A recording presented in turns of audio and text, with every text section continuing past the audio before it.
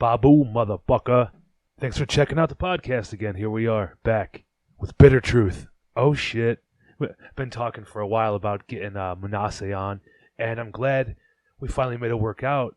They were in town for Amber's LA Wildfire show a few weeks ago, and we set it up to where they can swing by and do it in person beforehand, and I'm glad they did because it was really nice to get to know them dudes.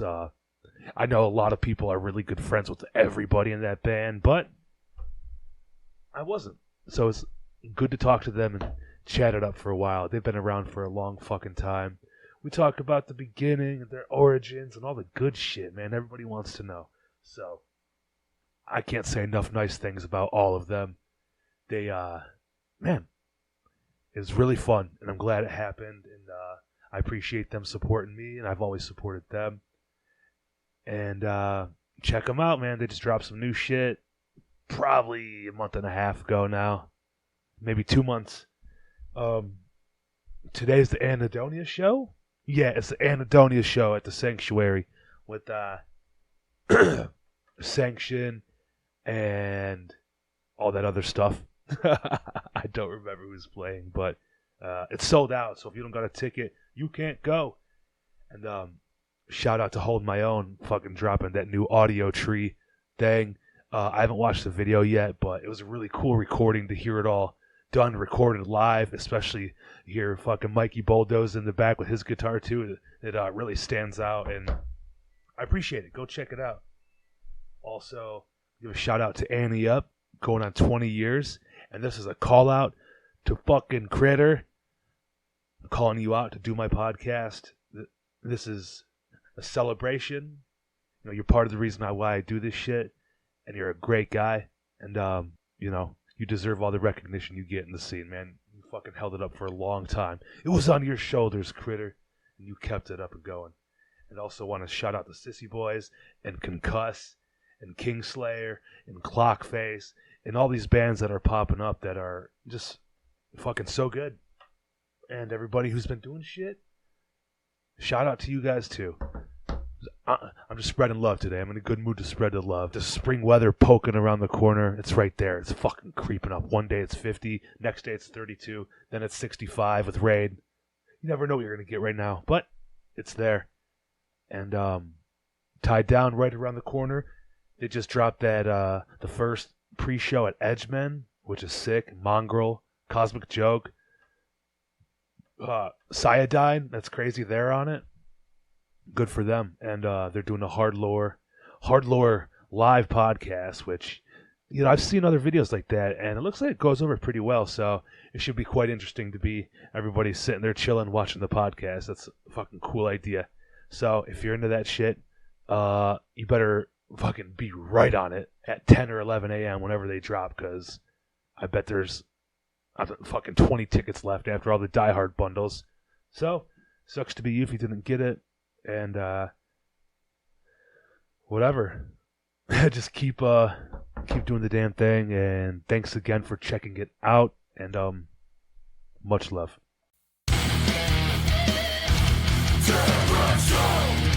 Boom, we're recording.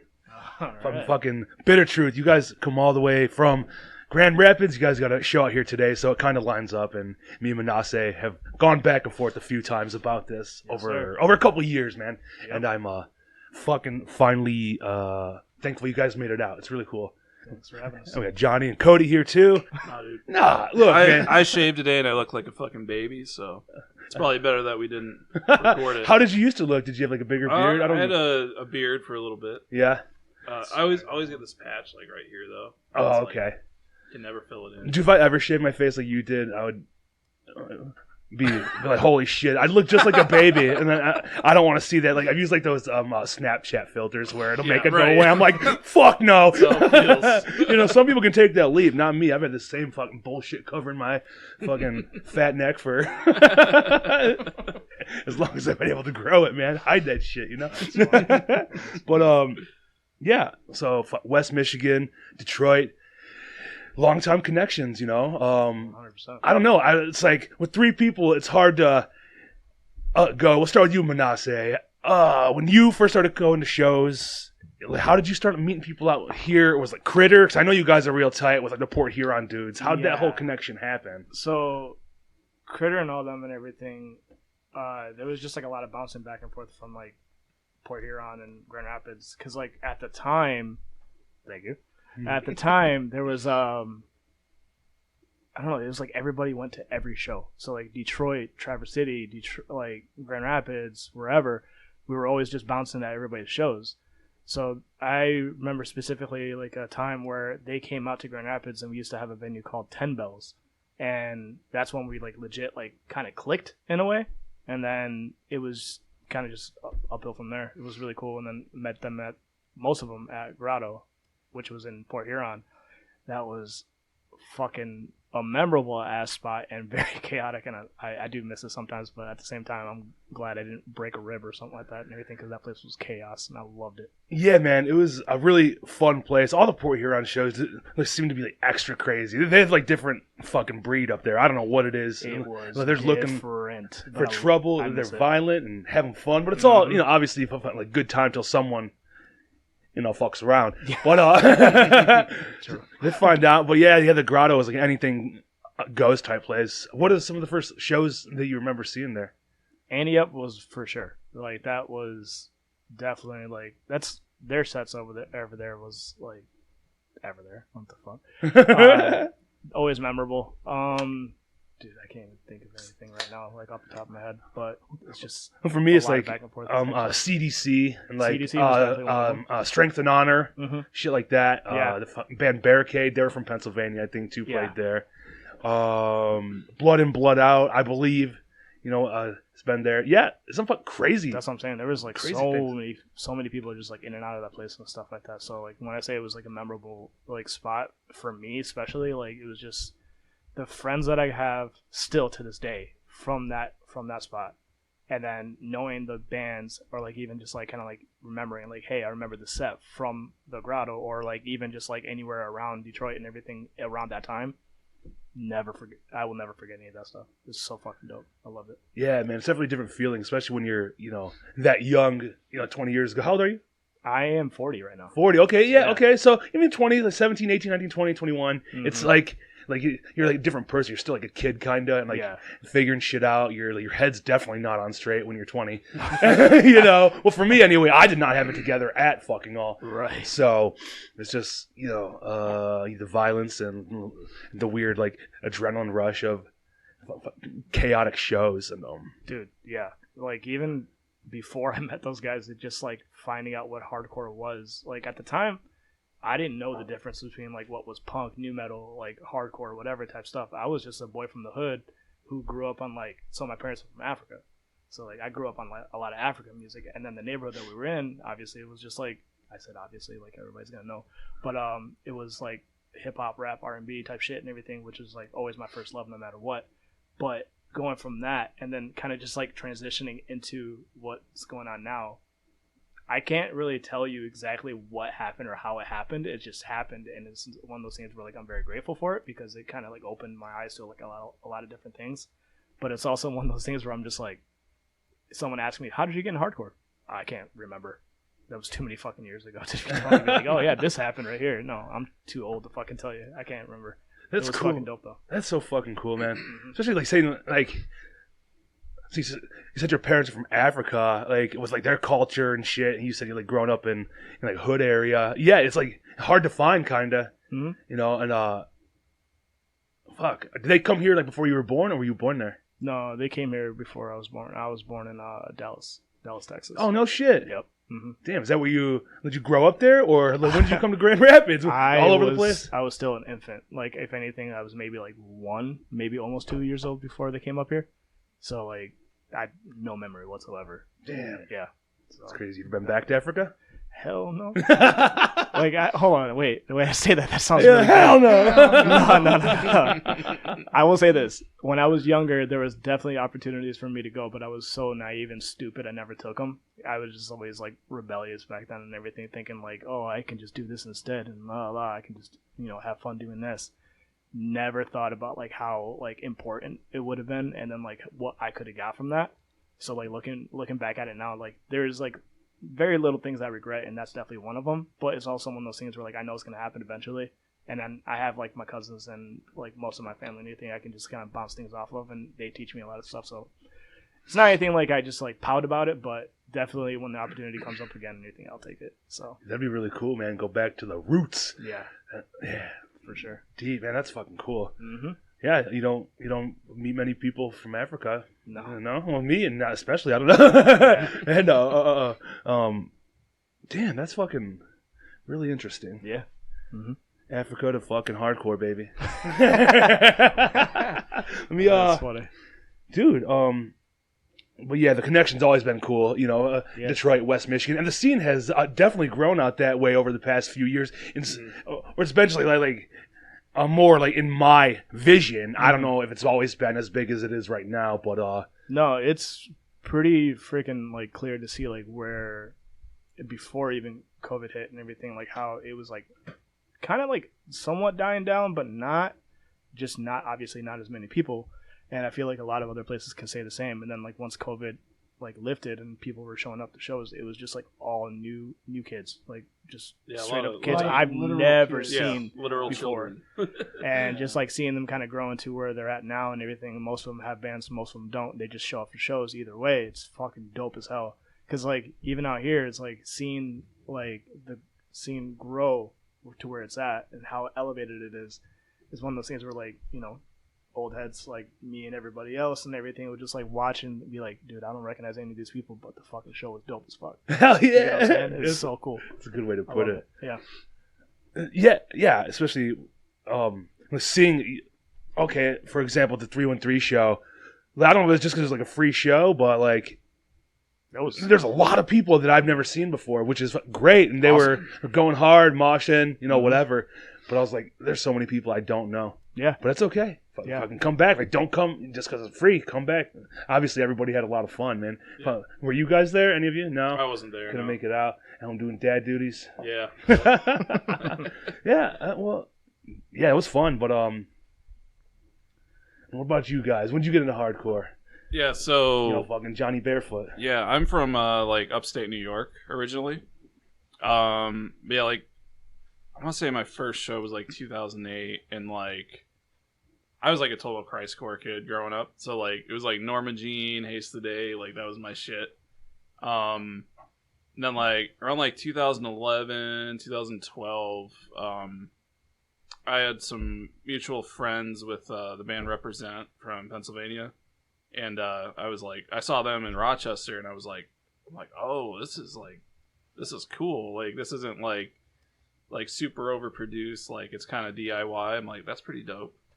So yeah, that was like kind of my gateway into hardcore. And then just I've been around ever since.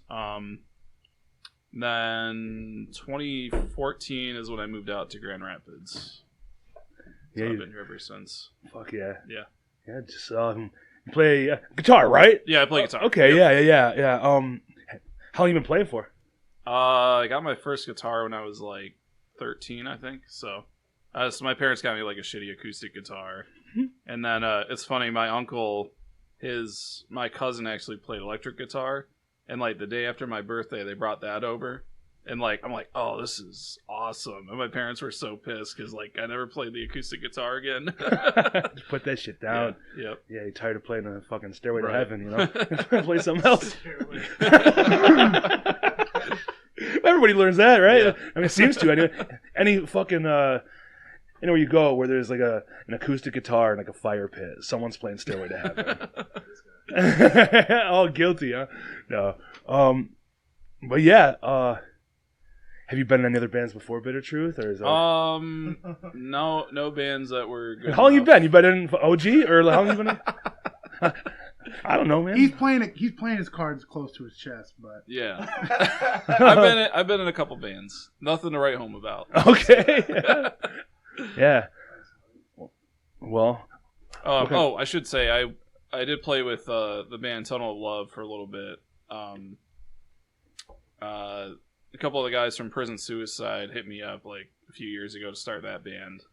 Not in that anymore, but I started that one, and then There's another band in Grand Rapids called Split Up that I played with for a little bit. They're kind of like, I guess like Super Heaven type shit. So, Look, I don't understand the Super Heaven thing. Like, why? You know why Super Heaven? Okay. I'll be honest. I've listened enough, but it's just like it doesn't. I'm like, how is this like? So I know somebody from CDC or somebody's in that band, right? I think so. yeah. I think Johnny. right. I want to say it was somebody like around the time. I can't remember exactly. Okay, but yeah, like I just. So maybe I haven't listened hard enough, but it kind of reminds me of like high vis shit and like other stuff like that. Or am I wrong? Because it seems like not like hardcore music. Oh no, definitely Okay. not. No. Like I'm like, if I just listened like the wrong Super Heaven, I just couldn't figure it out because I never really dive deep. I see it, I'm like, No, oh, it's definitely some soft ass shit. okay. You guys can say whatever you want. I fucking love that band. Okay, see, Oh, yeah. I haven't listened Yeah, enough. Like I said, like No, so. I know. For some, I'm ignorant to it, but I hear it. I'm like, that's not hardcore. It's- I'm like, what the fuck? Which I just don't see the It's just, connection. Like, how catchy it is, and like there's certain points and everything to where like I'll hear it, and I'm like, this is actually fucking like it's grasping my attention. I don't know.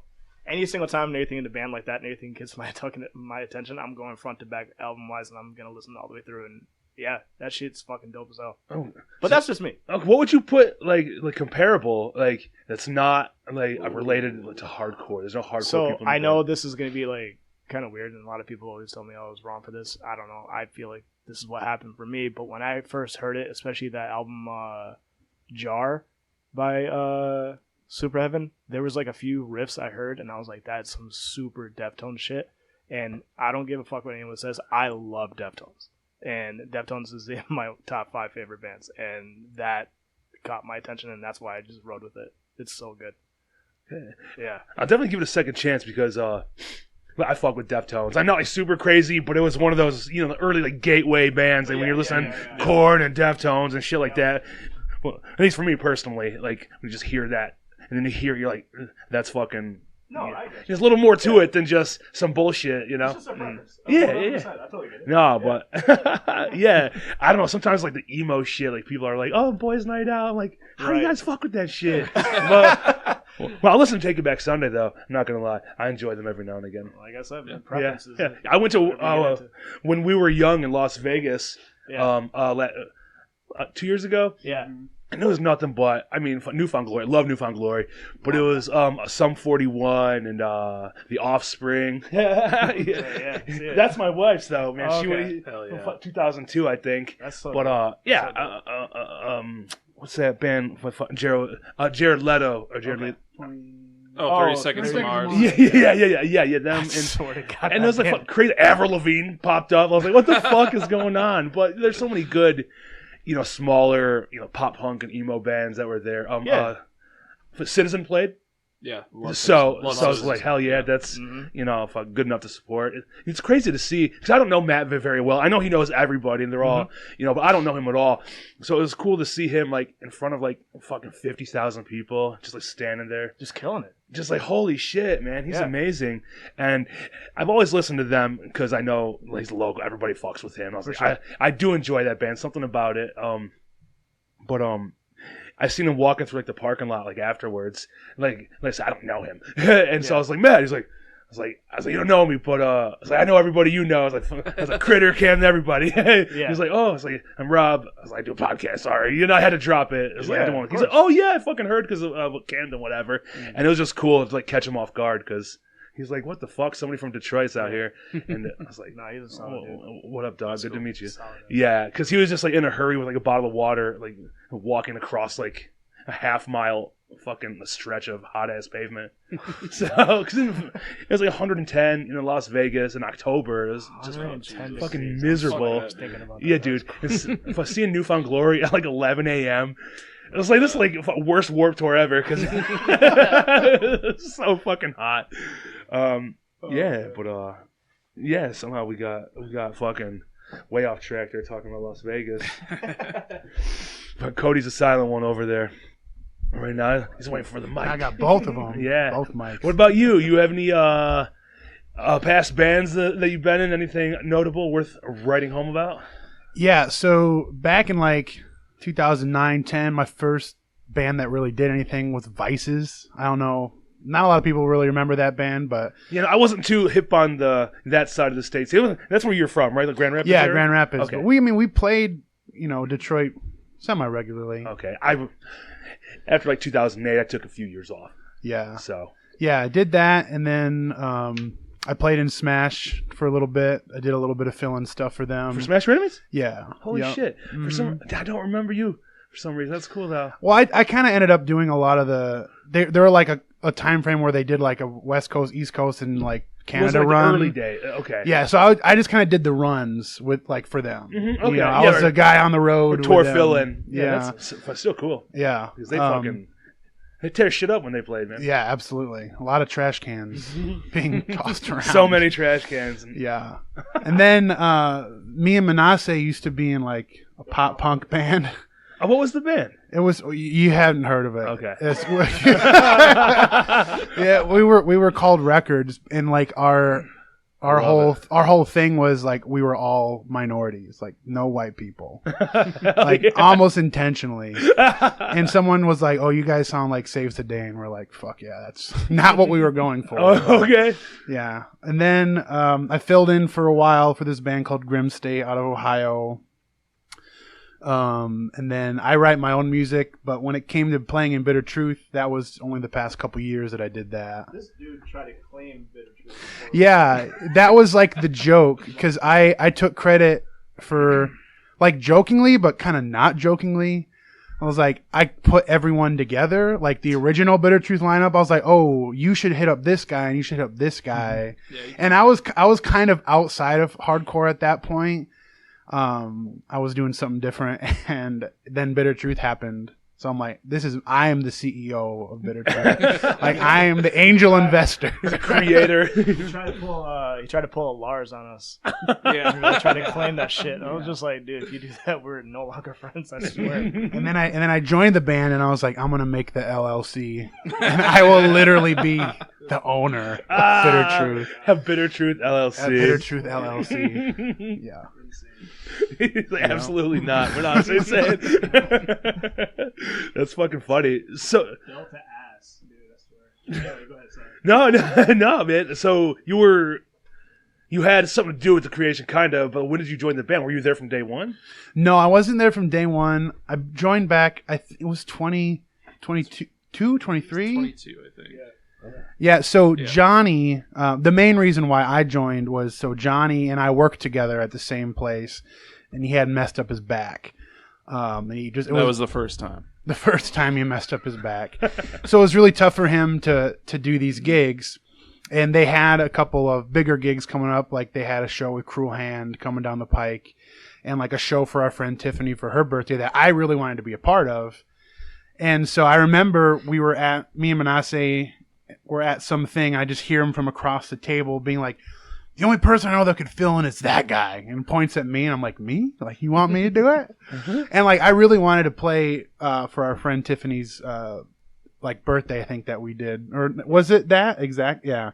So I did filled in for a couple shows, and I didn't really plan on joining, but after a while, they're like, you want to just like be in the band, because Johnny's back got better, and because for a while they were running as a 4-piece without Jonny, so I just joined, and yeah.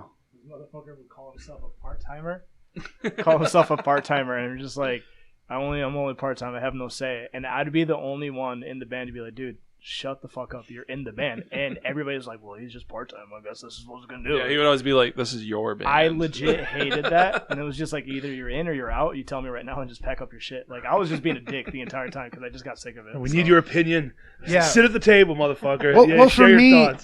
For me, Bitter Truth had already been a thing for like 8 years. It's gotta be hard to jump in, we're on the 10th year of being a band. And for me, like coming in so late, I never felt okay being like, we or our. So I'd always say, like, you guys should do this, or like your guys' stuff, and Mnasse would be like, you're in the band. Like, it's us. Basically didn't give him the choice. Yeah, I didn't get a choice. No, that's cool though, because I can see why you feel like that. Like you're like, yeah, shit's been established for 8 years, and I'm just here.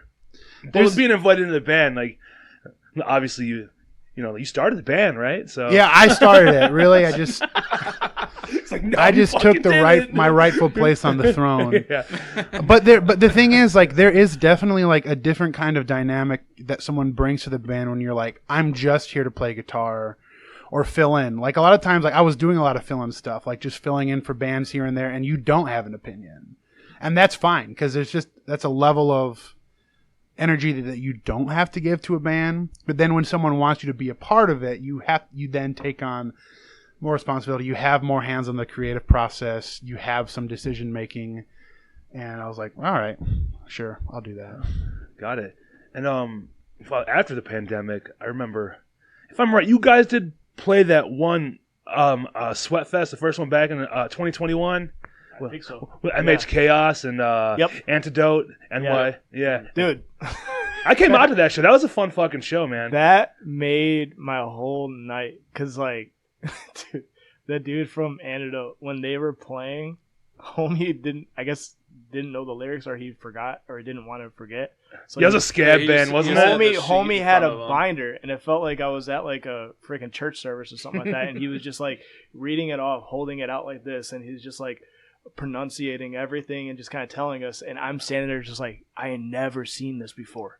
This is fucking amazing. And I just like seeing him just turning the pages and shit. Oh my god, that is crazy. That is fucking nuts. It was for some more reason I don't remember that. Yeah. That's fucking absolutely hilarious. It was awesome. So that was a good turnout because like the shit was like kind of just like opening, then after like COVID or whatever, and I remember Prison Suicide played a bunch of fucking bands. I think Enemy of God was on that one too. Yeah. Do you guys have anything to do with that, or no? Who put that shit together? No, that's our boy Brett. He's actually the vocalist from Tunnel of Love and Snake Out.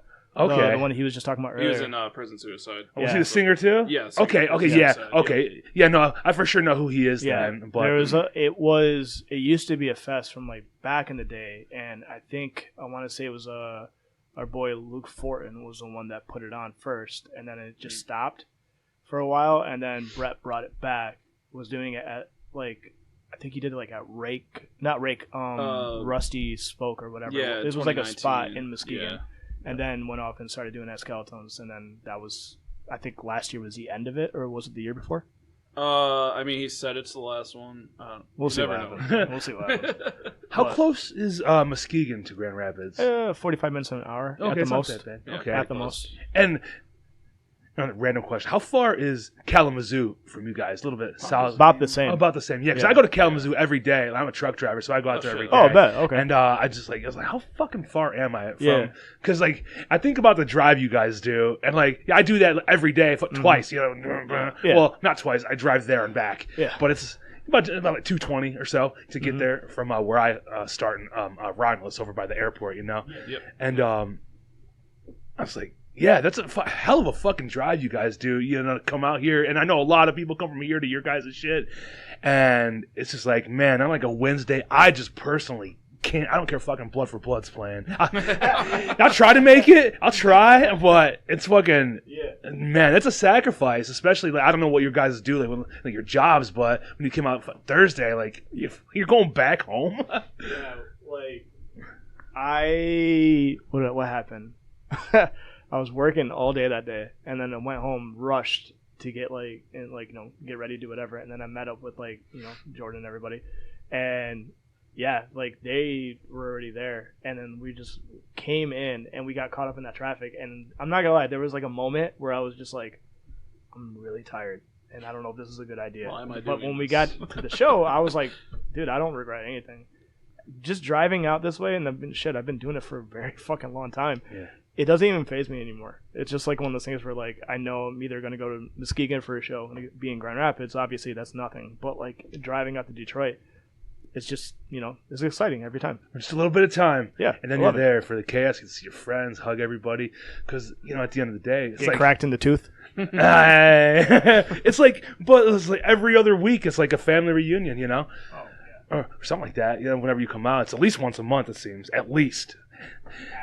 At the very least. Bro, I gotta say this. Like, the drive from Grand Rapids to Detroit, it is the fucking worst. Like, it is so fucking boring. Yeah, it's not great. And like, for years there was a stretch that was just like bumpy as fuck, and like I don't know. The construction, it's just the worst. I hate it. Like Fowlerville area, like by those fucking way stations. It's Yeah. fucked up. Yeah. Yeah, I know. Like, I know it's like it's super cool to come to Detroit, but every time I'm like, that fucking drive. The road just sucks. It's just you like- fucking driving through It's fucked up Yeah. roads. That's a problem. sucks. Hey, hold up.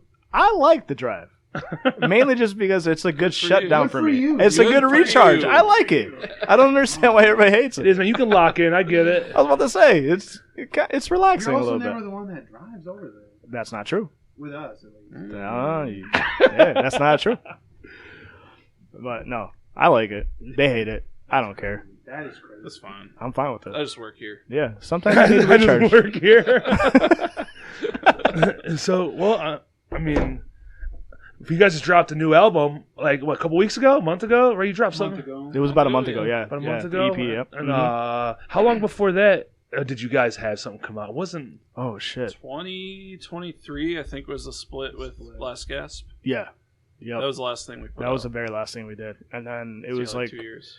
we were just like constantly playing after that. We're just like hitting up every weekend run and whatever type stuff. And then we've talked about writing, and we did start writing a little bit, but we didn't really, because like before. Something happened. Hold on. Before we get to that, of course, we started writing, and then it was one of those things where like we kind of just like told ourselves that we weren't going to be like putting ourselves on a time crunch like we used to do. So we wanted to make sure this was just going to be just right and knowing what direction we're going to be going sound-wise, you know? And then obviously we were doing that run. It was last January, was it? Last January. Yep, last Yeah. January. Direct And, measure in last game. Yeah, and then we were doing that run, and, you know, we're having a good time with that. And we actually were talking about, like, the EP and everything.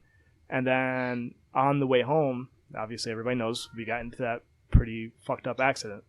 And, you know, we had to take a fucking long ass break to recover because that was that was a wild fucking run. That's for goddamn sure. Yeah.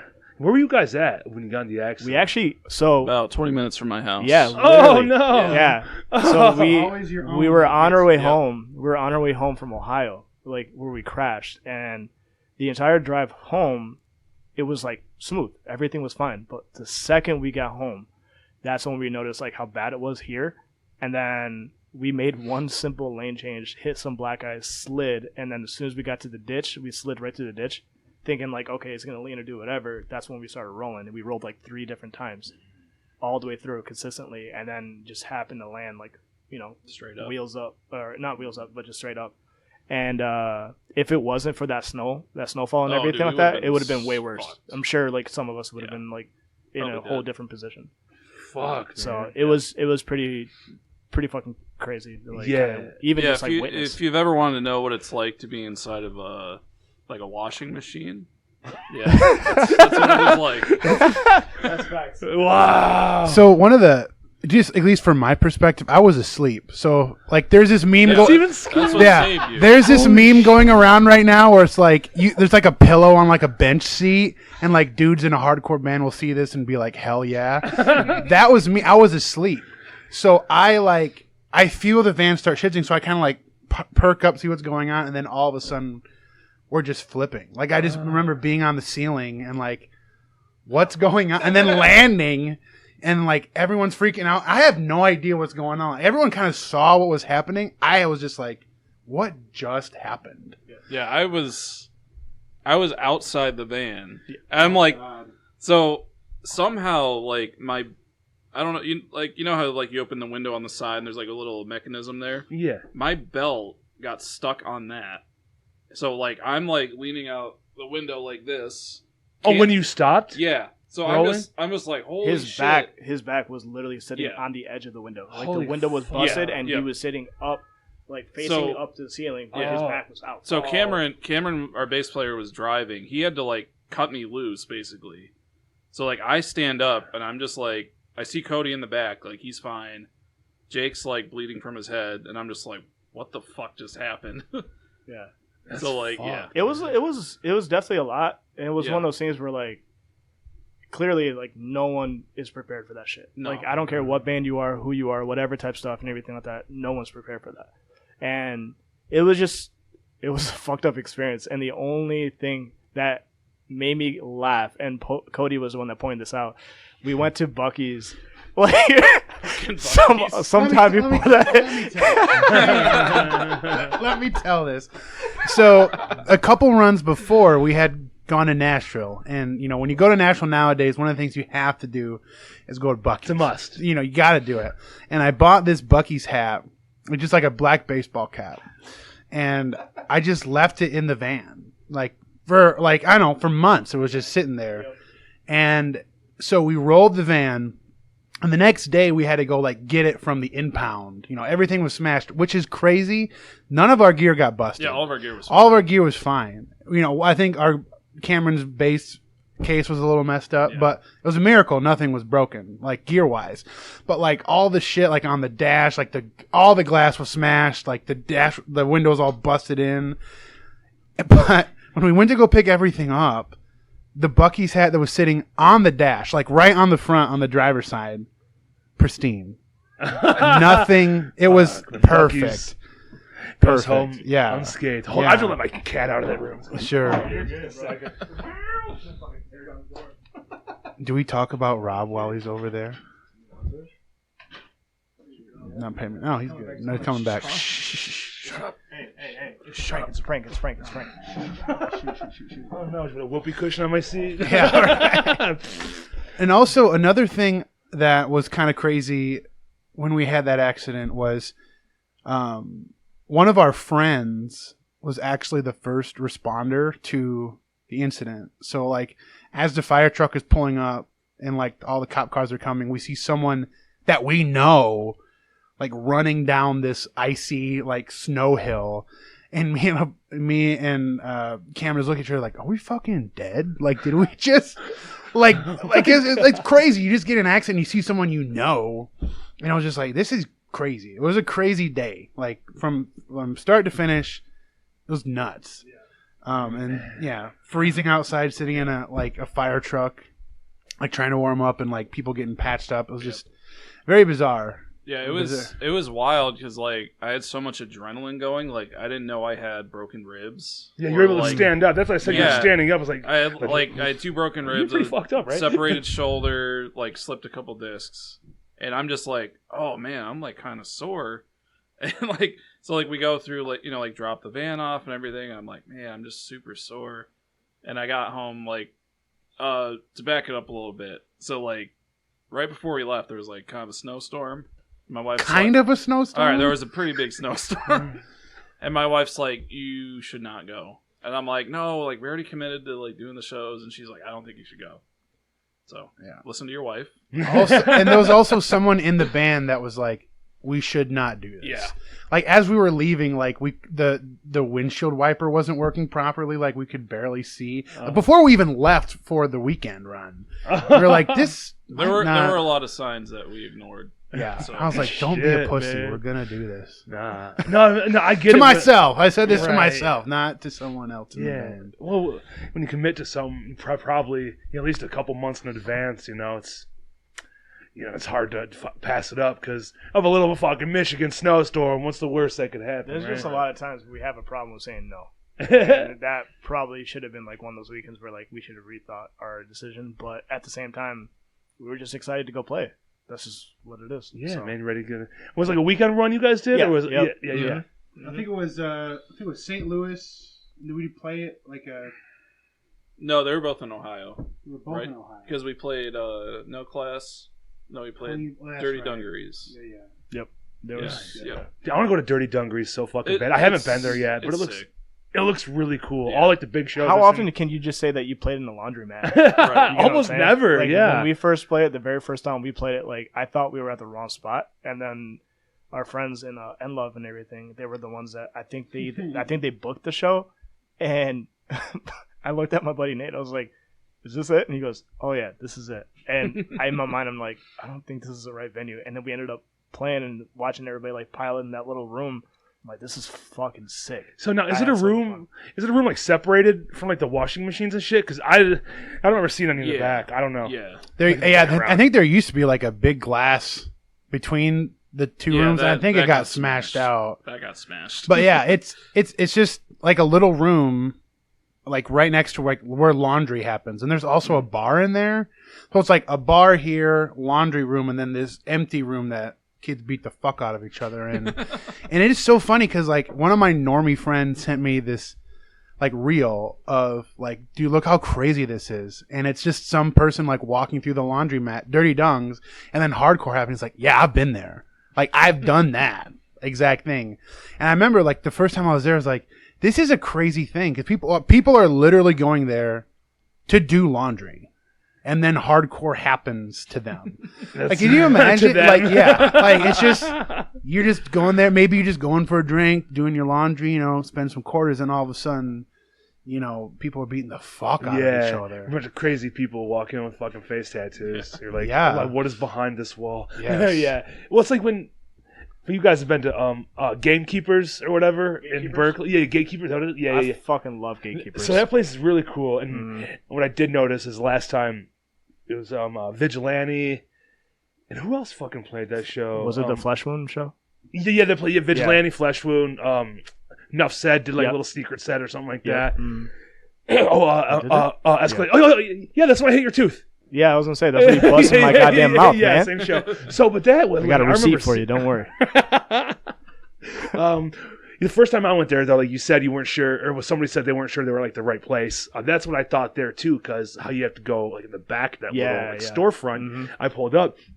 And I was like, I don't see a fucking single person in this place. Like, I assume they moved like other Star Wars shit out of the way or something. Dude. And that's not the case. They have a whole separate side with the bar and like a room. You can probably fit a good 120 people in there, maybe. I don't know, maybe 100. Maybe 200 total in both rooms. I just remember going, my very first time going there, and I don't remember who all played, but just seeing how packed it was. And I want to say it was probably the first time I seen Escalation Force there. And dude, that whole room was nasty, hot, sweaty, everything. Because like you don't really have too much ventilation in that room at all, and it was just awesome. Like so much for like a local show to be sold out like that and then packed. And I'm pretty sure it was over cap, and it was like people just coming in and out. It was so dope. I'm just like, I want to fucking play there. I can't wait. Yeah, and like the whole like DIY aspect of it too, because it totally doesn't have to happen. The owner of that place, like he can just say no to that shit, and he's down with it. Dude is over there fucking like selling Magic cards, and people are like sitting in the fucking middle area playing Magic while hardcore is happening. So we got laundromat, fucking game room, and then you got whatever else is happening next. Like I don't know. Yeah. These are coming together. On that subject, so in upstate New York, where I used to live, there was like I don't know if you remember like Discovery Zone where they have like DZ Discovery Zone. Like the balls and shit. Yeah, it's like a cooler version of Chuck E. Cheese. Way cooler. I think that was one of the first times I saw Represent. They were playing in front of a fucking ball pit. Sick name drop, bro. And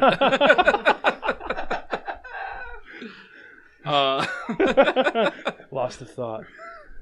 No, but that was like, I'm like, oh, this is what hardcore is about. Like, just doing it DIY. Yeah, like, man, wherever they'll let you play is fucking awesome. Like, especially, I know, in, I think it's New Jersey, it's like a Mexican grocery store or something that, like, Bayway played outside of. Yeah. I know another band. There's been some pretty cool shows. It's called Cinco de Mayo. I think it's like a grocery store / like you can buy food in there. And, it's just cool that fucking happened. Like, that doesn't have to happen. There's a laundromat and Magic the Gathering fucking place. And, some people might look and be like, I don't like that game, but you're like, all right, there's like these fucking nerds all around here. But they paid, to fucking see the show too. So fuck it. And it's funny though, because there was like, whatever day the Escalation of Force show was, it seems like it's like a daddy-daughter dance day, like all around the world. And so there was like daddy-daughter people like there like playing games, like dressed up and shit. I was like, oh, there's a hardcore show happening. And I don't think they were aware, and they just like, yeah, we're getting out of here. I seen them like, it's wrapping up, get out of here, because starting to pile in all these fucking weirdos. And it's just cool to see, because anybody can show up, and some people might think it's cool and fucking come back and make it a bigger, better scene. I think one of my favorite pop-ups at like the most random spot was this is years ago, but I don't remember every band that played. I want to say Smash Your Enemies played it though, and it was at a YMCA in Port Huron. They rented out one room. It was a festival? No, it was just a freaking show. That's that Lionheart show? No. I think it was just Port Smash. Huron. Yeah, Port Huron. I think it was just Smash Your Enemies and like a few other locals and stuff like that. But like, it was just like a random ass spot where they just booked a show, and right in the middle of it was like one of Thoma's old bands. I feel stupid for not remembering the name, but someone found like this big bag of little fucking dodgeballs. And fucking threw it in the goddamn pit, and everybody started picking it up, and you just seeing people getting cracked in the head and in the face and everything. And I want to say like someone was Tyrant. no. I miss those days though. But no, I remember they were like playing guitar, and all of a sudden you just hear like them like it was like a moment where like it was just one guitar playing, and then you just hear a crack right in the side, and he's in the middle, and he just gets smacked, and he keeps on going. But then you look at his face like he's like pissed, and I'm just like, oh yeah, this is gonna be a fucking wild day. Yeah, that show was crazy. Someone broke their arm and everything. Come to find out he was from Canada, so he had to go back over the border to get his arm readjusted. Oh, so like there was a lot of shit that happened that night, but that one, that was so much fun. Man, that was crazy. It's not coming to mind the name, but there was like it was like a small fest that was out in Port Huron, and I believe it was at a YMCA. I don't know what band was playing. I feel like it was like For the Fallen Dreams or like Horse the Band or something weird. Okay. And somebody got thrown through like a glass window. And there was like a big ass fight. The show got shut down. I think it was the first band. I don't know what band. No, somebody's fuck. I couldn't tell you what band was playing, but someone got thrown through a glass window and a big fight broke out, and it was shut down right away. Yeah. And I just remember that happening. I don't know what bands were on the fest, but it was like Annie Up, shit like that. Like, something's fucking crazy gonna happen. It was that. Mm-hmm. And you brought up Tyrant though, but shit, those were the good old days. Were you guys around for Tyrant shows? Yeah. No. Dude, the football. Yeah, the football. That's always a memorable fucking moment. Heard about it. I miss those days. Yeah. And, I remember Modern Exchange. Oh yeah. Yeah, that was one of my favorite venues back then. But you're not very far from there right now. You're about 10 minutes from there. Oh, for real? Yeah. Oh, hell yeah. Yeah. I didn't know that. That's sick. Hell yeah, that's my spot back in the day. They forgot a football, but they had a baseball, and oh Jesus! So I remember Dave Hayes throwing the fucking the baseball in the crowd, and it was packed too, and obviously everybody when that shit goes off, people start fucking just tackling each other, taking each other out, do whatever. This one guy had it, and he kept it in his pocket or whatever, hiding the whole thing. So everybody's looking for it, and then there was a spot in one of the songs where it was just a holdout, and the guy thought the song was done. So Dave Hayes goes on the mic. He goes, "Where the fuck is who has the fucking the baseball? Who the fuck has it?" La, la, la. The guy takes it out of his pocket, walks up to the fucking stage like he's so proud of himself and shit. And you just hear, "Why the fuck does he have it?" And then boom, it goes right into a fucking breakdown. Somebody ran up behind him, and it was knees to back. He launched himself into this dude. He smacked the stage, fell to the ground, and it was just a pile on. And then what was crazier about it? This dude surfaced, and his shirt is torn. He's bloodied up. He still had the ball in hand. He held it up like this. He was like, "Yep, I still have it." He earned every fucking bit of merch. Every kick and it was crazy. Punch. Yeah, man, that's the fucking crazy days. But now at I don't know if you've seen any Sanguisugabog sets lately, but they definitely do the Murder Ball. Yeah, and they'll be playing it tied down, so I'm looking forward to that happening. They did it at Sound and Fury last year. I think they did it with 2 footballs. Shit. And so it was at the end of the set, though, it's not just one song. At the end of the set, they're you bring the ball over here, you get whatever the fuck you want from the merch table. So, with 1,800... Wait. Yeah. Speaking of Sound and Fury, did anyone see Project Pat? That's so crazy. Project Pat. Yeah, what's the connection, man? Bro. That's wild. I love it. Oh, my God. Maybe that's leftover money they could afford as guarantee. I wish I can go, dude. Oh, my God. As soon as I saw that and anything, I freaked out. That would be wild. Remember, they tried a couple hip-hop people tied down, and I don't know why. I forgot who it was, but I didn't even watch who it was. Little Ugly Man. Little Ugly Man was one. Yeah. Yes. Okay. Something else happened, but I remember it was Trash Talk when they played, and they had someone before they were playing, performing and stuff like that, and then they went into their set. So that was one.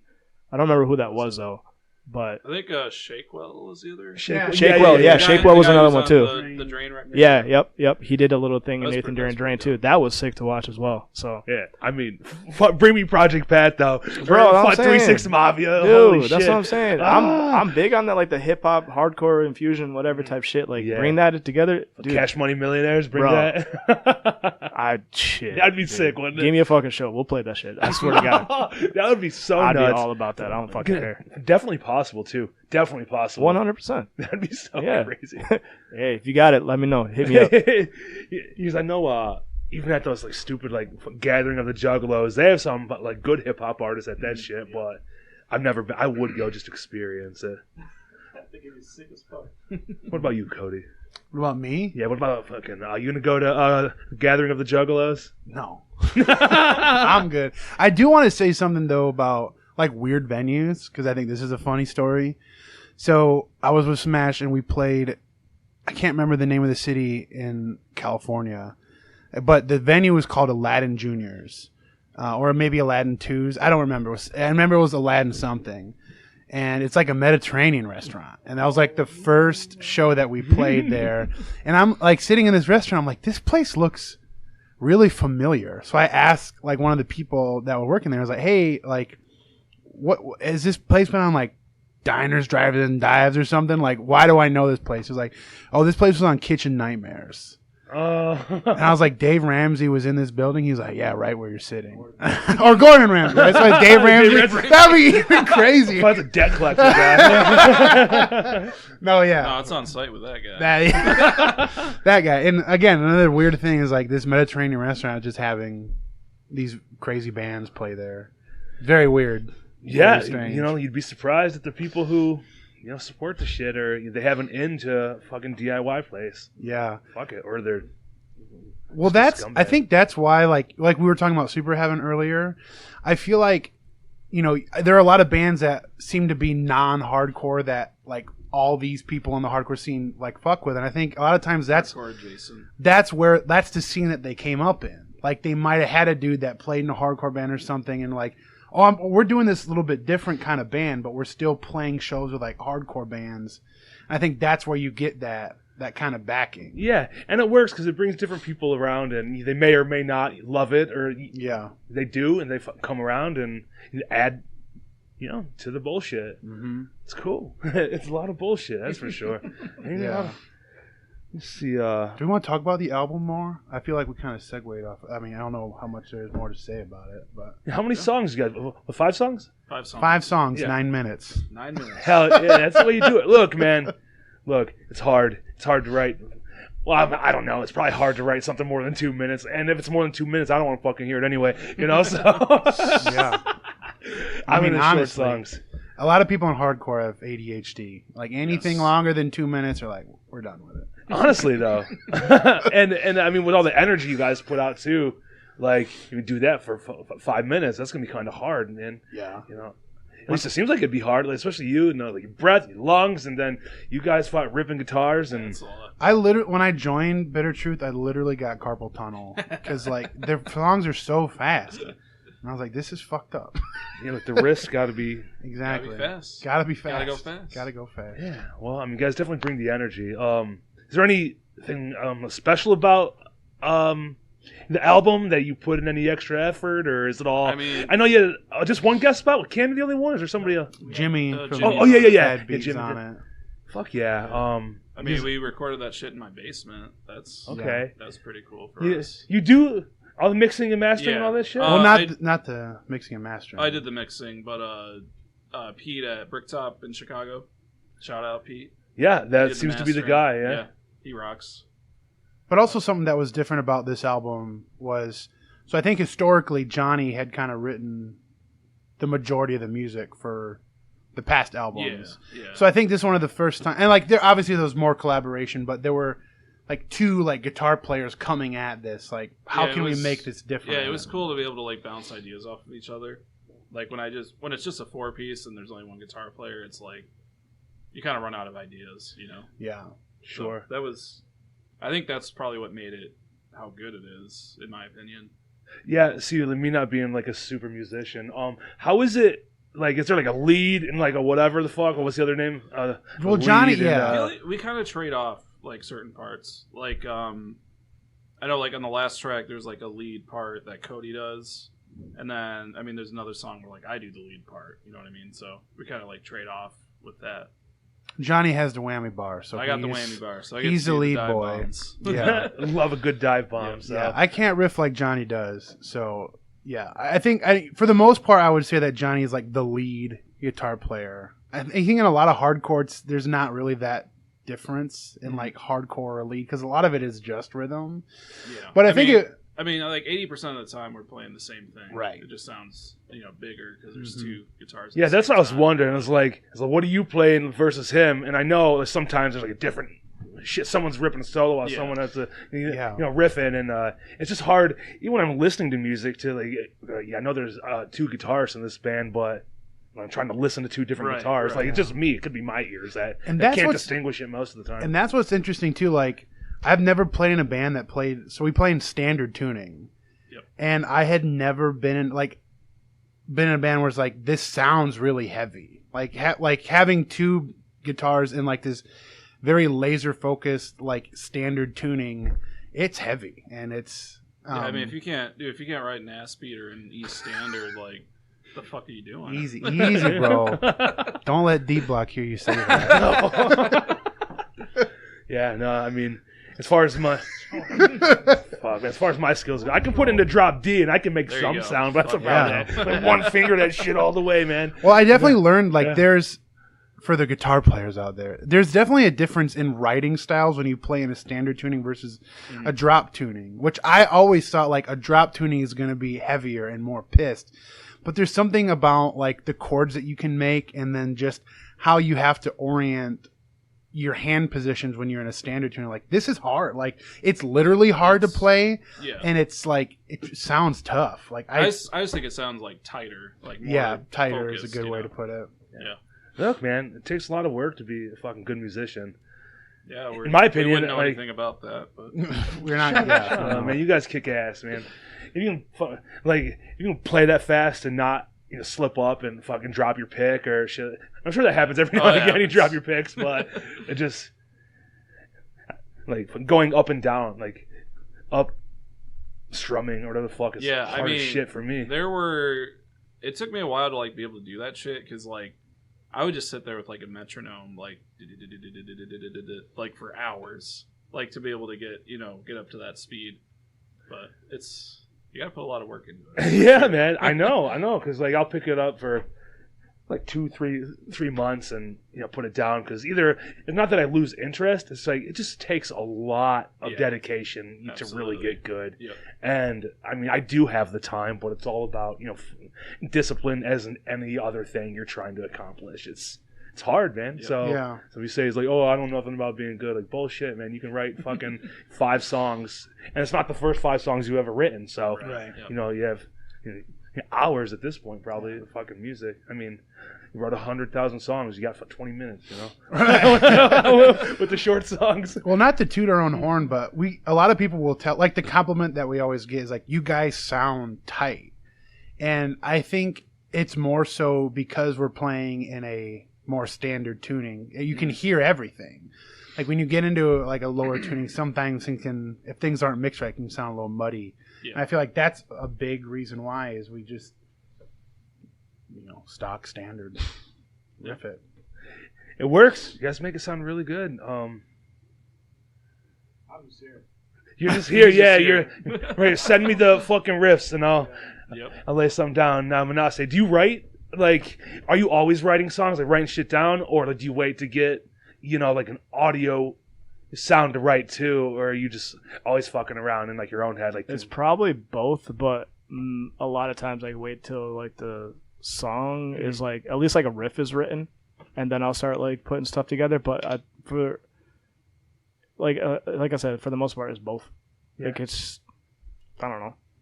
It's just how I feel. It's like if I feel like I'm gonna write. But if I want to take a break, I'll take a break. Fuck. So. Yeah, and you guys been doing this 10 years.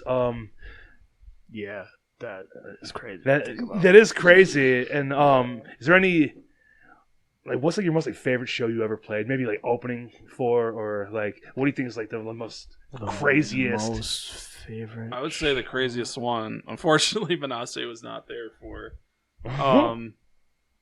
So we played with. I'm glad I wasn't there for that. Feel free to redact the name if you need to. Yeah, bleep it out.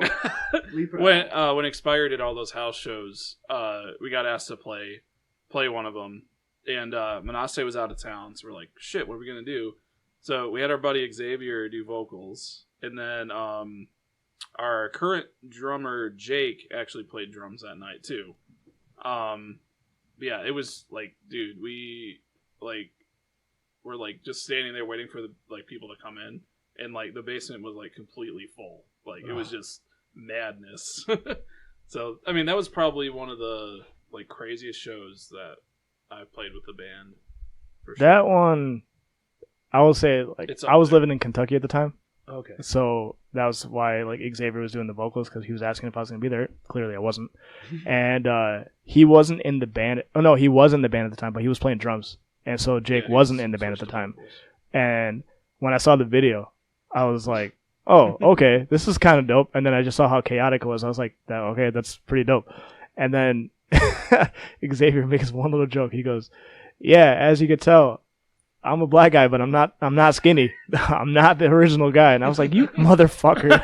I was just like, he's whatever, like, I'm dude. the other black guy. Yeah, that shit made me laugh. That shit made me laugh so hard. But no, like it looked like it was kind of crazy. But I don't know what show. I'd say Tie Down for me. I mean, yeah, Tie Down. Tie Down was dope. Yeah, we had a great time. Yeah, it popped off. You guys were the first band, right? We were the first band on the second day. On Sunday. That's a hard spot. spot. Of the first, was it the second year? The second year. Second year, yeah. I think so. Yeah, because it was like Enemy God. Yeah. Okay, Yep. yeah. Yep. Fuck yeah. No. Yeah, I remember it too, because the first day, like I was like, I don't know who opened the first day. Moral Pollution. Okay, yeah. They kind of didn't have like the entrance wasn't really figured out for Moral Pollution. Like a lot of people weren't inside. They made sure to get a lot more people inside for you guys, which I was definitely happy for. Because I think what made me happy and why I would say Tie Down was my favorite was obviously like Tie Down was just one of my favorite fucking times of the year, and then on top of it, it was like we had this like sound clip we always played before, and my back was completely turned, and right when the sound clip was going off, people were freaking already like moshing and moving, and I was just like, what are y'all doing? And honestly, it isn't hard. It's no. It was very chill. It was, everybody loves Sunshine, so like it's very chill and very like kind of relaxing type thing and everything. Which if you know the song, you know it. And it was just like we talked about playing it. I wanted to play it. I love that song very much. And then as soon as like it hit, I just hear Adrian going off. He goes, "They're already fucking going," and I'm like, "What are you talking about?" I turned around. Yeah, I turned around and I was just like, "Oh, all right, cool." And yeah, it was just like from there on, it was so much fun. It was so good. Yeah. So, well, that's a good fucking favorite show. Man, and it's only getting bigger. Tied Down. I can't believe it. Fucking this year, last year, the year before, it's always been like impressive lineups. Even the first year, it was a little smaller. And there's only one day then too, but it was still really cool and a great turnout. But then whatever the fuck, Gorilla Biscuits Trapped Under Ice, and then is this the fourth year? Gotta be. Yeah, because it was Have Heart. It was last year with Utah Today. Yep. And now this year, who's headlining? Foundation. Yeah, and that other Speed. I think that And American Nightmare. And American Nightmare. Yeah, there we go. Yeah. I was wondering who's going to headline what fucking day. Yeah. I don't know what the individual days are looking like. That shit looks exciting as hell. And then they have Marauder doing a fucking pre-show. That blew my mind. That's a disgusting pre-show, dude. Yeah. It's fucking amazing. Which is like hard to stack up against like the main fest because it's only 8 bands, but it starts at 5. You're like, this is fucking top to